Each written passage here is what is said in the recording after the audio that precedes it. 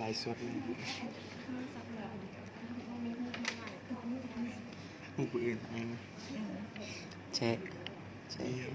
นี่งามซับนี่ไปใส่บทที่หนึ่งหมดหรือว่าบทที่ เช็ค นี่งามซับบทที่หนึ่งมียังหัวเหรอก ระเบื้องป่าเบื้อง เป็นอย่างซอ ไม่อาย ถึงเสน่ห์บ่เนี่ยยิ้มตลอดเลย มีแต่ ถึงเสน่ห์ค่อยละ จิกามาใส่มีแต่ปืนพอแล้วยิงหัว สนิทกับเขา บทนี้มีหา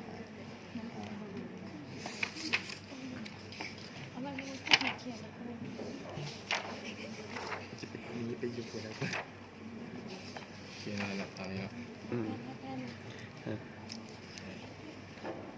เช็ค บทที่สอง เช็คเล่นเลยแล้ว แล้วแหละ วิดีโอเต็มเลย บ